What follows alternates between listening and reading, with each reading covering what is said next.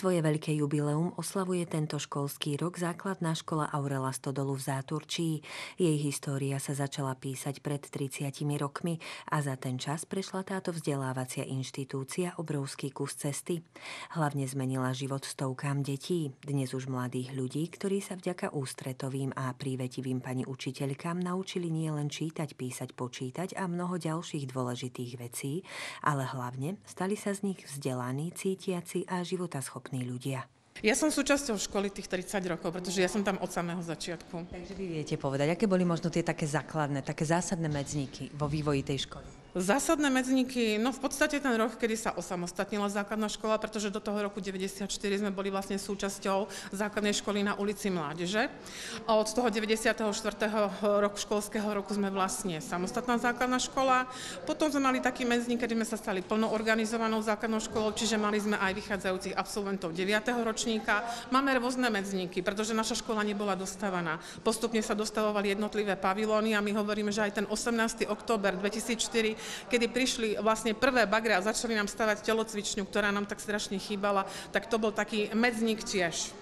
Vzácne jubileum škola oslávila slávnostnou akadémiou, ktorá bola naozaj čarovná a jednak v účinkujúcich, ale aj v divákoch zanechala hlboké dojmy. Na programe sa podieľali tí najpovolanejší, teda žiaci, ktorí sa naň veľmi vzorne a zodpovedne pripravili.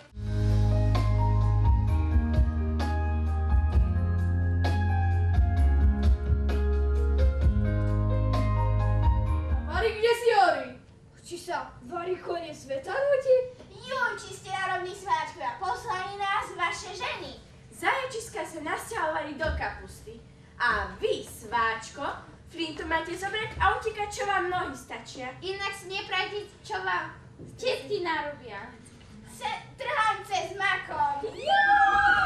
Na tom programe celom sa podielalo 80 účinkujúcich, čo si myslím, že je také úctyhodné číslo. Bolo tam veľa pani učiteľiek, ktoré pracovali s nimi, ale takým srdiečkom a režisérkou toho nášho programu bola pani učiteľka Mirka Mihaliková, ktorá v podstate minulý školský rok už mala takú myšlienku, že jednoducho to musí byť akadémia.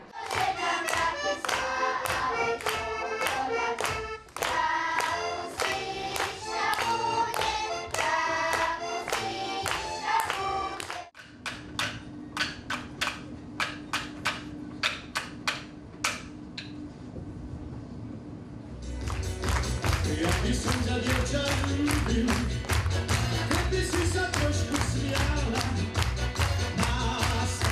Máš celý vážnu tvár.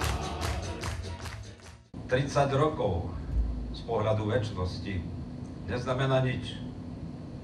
30 rokov v živote človeka znamená ten múdrejší, lepší stredný vek. Ale 30 rokov vzdelávacej inštitúcie, ktorá vychová mladých ľudí, znamená strašne veľa.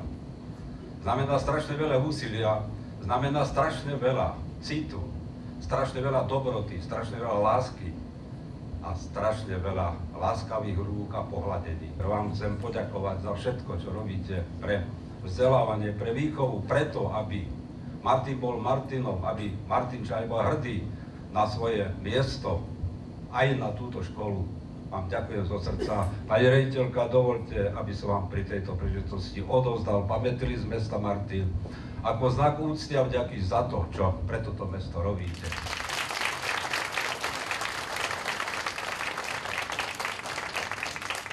Milujem svoju prácu, milujem vlastne prácu s deťmi, prácu so žiakmi a mám tak úžasný kolektív pedagogický a nepedagogický, že proste jednoducho do práce sa teším každý deň a proste ma tá práca baví a teší. Tie nové ciele a nové úlohy my čakáme už 30 rokov a verím, že sa dočkáme teraz v tomto 30. výročiu, že nám dostávajú, alebo teda postavia tú našu školskú kuchyňu, ktorá nám tak veľmi chýba. No a postupne sa pripravíme vlastne celý budúci školský rok na prípravu kurikula, zmenu vlastne školskej reformy. Takže to sú samé veľké veci, ktoré nás čakajú, na ktoré sa musíme pripraviť, na ktoré sa aj tešíme, ale trošku aj s obavami.